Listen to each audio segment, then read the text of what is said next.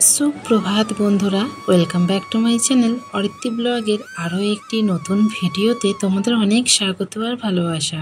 তো আমি এই সবে ঘুম থেকে উঠলাম, আর মা কিন্তু উঠে অলরেডি সব কাজবাজ সেরে পুজো করতে বসেছে। তা বুঝতে পারছি আমি কতটা লেটে উঠেছি। তো বাপের বাড়িতে থাকলেই এটা বোধহয় সম্ভব। তো এখন সবাই চা খেতে বসেছি, দিদিভাই চা করে নিয়ে আনলো। তো এটা আমার ছিল বাপের বাড়ির সেকেন্ড দিন, মানে জামাই ষষ্ঠীর পরের দিনের ব্লগ। তো এই যে ঠাকুমা বসে এখন চা খাচ্ছে, সবাই মোটামুটি আমরা এখন বসে চা খাচ্ছি, দিদি, আমি, বোন, সব মেয়েরা মিলে এখন চা খাচ্ছি। আর এই কদিন এত পরিমাণে গরম পড়েছে যে প্রায় রাত সারা রাতি ঘুম হয় না, যত ঘুম ভোরবেলার দিকটা আসে, তাই এমনিও উঠতে একটু লেট হয়ে যায়, আর কি করা যাবে। তো চলো চাটা খেয়ে নিয়ে আমি ফ্রেশ হয়ে নিয়েছি। ফ্রেশ হয়েই এখন চলে এসেছি ব্রেকফাস্ট করতে। ব্রেকফাস্টে আজকে একটু চাও বানাবো, মানে চাউমিন যেটা বলে। তো বোন আজকে আবদার করেছে চাউমিন খাওয়ার জন্য। তো দেখো নুডলসটাকে হালকা একটু সিদ্ধ করে নিয়েছি, নিয়ে আর চলে এসেছি আজকে ব্রেকফাস্টে চাউমিন বানাতে। কম বেশি সবাই আমরা চাউমিনটা সকালের দিকেই খাই, মানে ওটা বাপের বাড়িতে, আর শ্বশুর বাড়িতে একটু সন্ধ্যের দিক করে খাই। তো চলো চাউমিনটা ছট করে বানিয়ে ফেলি। আর দিদিভাই এদিকে ক্যাঁঠালটা হাফ কালকে কাটা হয়েছিল, আর হাফটা ফ্রিজে রেখে দিয়েছিলাম। এমনিই ক্যাঁঠালটা অনেকটা ছোট ছিল, বড় সাইজ আমি নিয়ে আসিনি। তো বাকিটা কালকে অর্ধেকটা খাওয়া হয়েছে, অর্ধেকটা ছিল, সেটাই দিদি ছাড়িয়ে রেখে দিচ্ছে।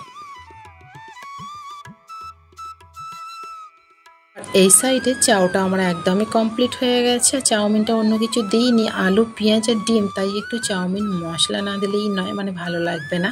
যেহেতু গাজর, বিনস, কড়াইশুঁটি এইসব কিছু দিলে মশলাটা দিতে লাগে না, বাট সব কিছু পড়েনি। একদম সিম্পল, যেরকম মা ছোটোবেলাতে আলু দিয়ে চাউমিন বানিয়ে দিত, ঠিক সেই রকম। তো একটুখানি সেটাই করেছি। চলো একদম ব্রেকফাস্টে আমাদের চাও রেডি। আর দিদি হালকা করে একটু শশা কেটে নিয়েছে। আর এই যে দুজনকে আগে খেতে দিতে হবে, খেতে পারুক আর নাই পারুক, ওদেরকে আগে দিতে হবে।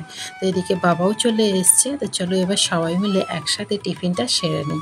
মানে চাউমিনটা হলো আজকের ব্রেকফাস্ট। তো চলো সবাই মিলে আগে ঝটপট খেয়ে নিই।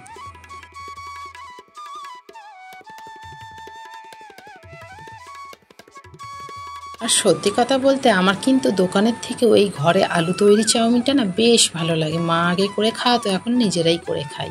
তো চলো এই সাইডে তো খাওয়া হয়ে গেল, আর ব্রেকফাস্টের যে বাসনগুলো ছিল সেইগুলো চটজলদি আমি মেজে নিই। আর দিদিভাই ওদিকে আমার ওর মেয়ের যে ক্যাঁথাগুলো পড়েছিল সেইগুলোকেই কাচ্ছে। এখন যেহেতু গরমকাল, তাই অতটা না আর ক্যাঁথা পড়ে না, এমনিই গা থেকে ঘামটা বেরিয়ে যায়, তাই অতটা আর বাচ্চারা বাথরুমটা করে না, যেহেতু গা থেকে ঘামটা বেরিয়ে যাচ্ছে। তো আর এইখানে আমাদের একটা সুবিধা, আমার শ্বশুরবাড়িতে যেরকম জলের অসুবিধাটা আছে, কষ্টটা আছে, এইখানে সেটা নেই। তো যত খুশি জল খরচা করে কাজ করো। আর এই গরমে জলটাই সব থেকে মেন সমস্যা আর কি।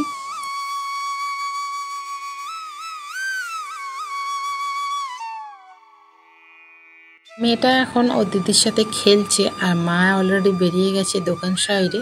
আর এই যে দিদিভাইয়ের সব কিছু ধোয়া হয়ে গেছে, সব মিলে দিয়েছে। বেশ সকাল হতে না হতেই গট গট করে দেখো রোদ বেরিয়েছে।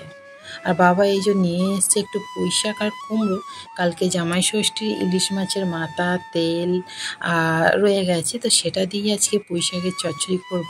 তাই বাবাকে বলেছিলাম বাজার থেকে একটু মোটা মোটা পুঁইশাক আনতে। আর দেখো বাবা কত মোটা মোটা পুঁইশাক নিয়ে এসছে।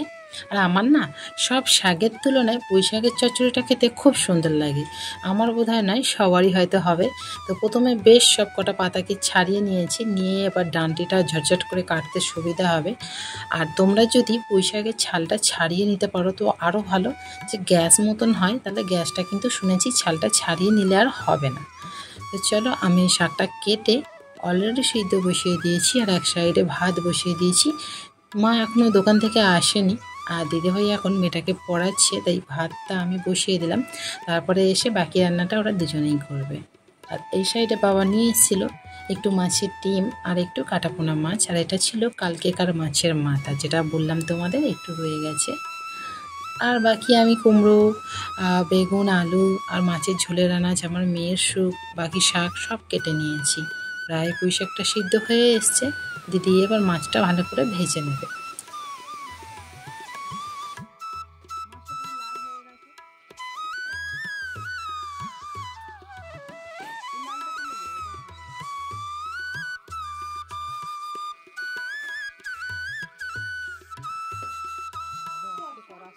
আর মা এদিকে দোকান থেকে অলরেডি চলে এসছে, আর এসে মা এখন মুড়ি খেতে বসেছে। তো আমার মা এখন ক্যাটাল দিয়ে মুড়ি খাচ্ছে। খেয়ে দেই মা চলে এসছে কিচেনে। মা আজকে পুঁইশাকের চচ্চড়িটা রেঁধে আমাদের খাওয়াবে। তো মা চচ্চড়িটা খুব সুন্দর রাঁধে, তাই জন্য দিদিভাই চলে এলো আর মা এখন রাঁধবে। আর দিদি খালি ঝোল করেছিল, ব্যাস। আর এত গরম পড়েছে, আর যে তোমাদের সাথে কিছু শেয়ার করব মানে ভালোই লাগছে না, মানে সব সময় গাতেই খালি ঘাম ঝরছে, ফোনটা প্রচুর হাতে মানে নিতে পারছি না। তোমাদের ওইদিকে কিরম কি গরম পড়েছে অবশ্যই কমেন্টে জানিও। অতিরিক্ত গরম পড়েছে এই কদিন, মানে কি বলবো তোমাদের, যাদের এসি আছে তারাই বেঁচে গেছে, আর যাদের এসি নেই আমাদের মতন একটু মধ্যবিত্ত তারাই এই গরমে মরেছে, আর যারা আমাদের থেকে আরও গরিব তাদের তো একদমই প্রাণ যায় যায় অবস্থা। তো চলো, মা দেখেছো পুরো ঘেমে চান করে গেছে এই কিচেন রুমে, তারপরেও মা কষ্ট করে রান্না করছে, এটাই বোধহয় মা বলে, মানে আমি হলে হয়তো পারতাম না। তো স্নান টান করে নিয়েছি, আর সব কাজ বলতে এখানে তো সেরকম কোনো কাজ নেই, স্নান টান করে মেয়েটাকে স্নান করিয়ে খাইয়ে দিয়েছিলাম, ব্যাস। আর আজকের রেসিপি ছিল পুঁইশাকের চচ্চড়ি, মাছের ঝোল, মাছের ডিম ভাজা। তো এই যা গরম পড়েছে, আর কিছু বন্ধুরা তোমাদের সাথে শেয়ার করতে পারলাম না, প্রচুর কষ্ট হচ্ছে। আর আবার এই গরমে আমাকে রিলস ভিডিও বানাতে হয়, মানে বুঝতে পারছি অবস্থা খুব খারাপ।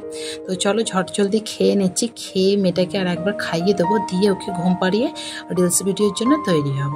যদি ভিডিওটা ভালো লাগে অবশ্যই লাইক কমেন্ট শেয়ার করে দেখা হবে কালকে। আজকের ভিডিওটা অনেক শর্ট।